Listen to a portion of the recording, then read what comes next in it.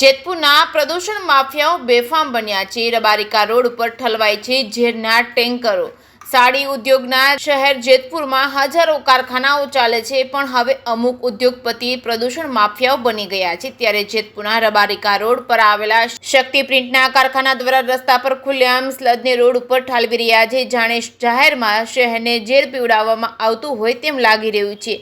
આ ઝેરી સ્લજ જમીન અને હવામાં ઘૂસીને સમગ્ર શહેરમાં આરોગ્ય સાથે છેડા કરી રહ્યા હોય તેમ લાગી રહ્યું છે। કાયદા છે, અધિકારીઓ છે, પણ કાર્યવાહી માત્ર કાગળ પર જ છે। જાહેરમાં ઠલવાતા ઝેર સામે તંત્રની ખામોશી કેટલી લાંબી ચલાવશે? શું જેતપુરને શુદ્ધ શ્વાસ લેવાનો હક નથી?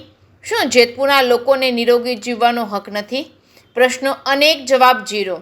જીપીસીબી આવા લોકો પર કાર્યવાહી કરશે કે નહીં તે પણ એક સવાલ છે। જે કે સિંહ ગુજરાતી સાથે રાકેશ પીઠડિયા, જેતપુર।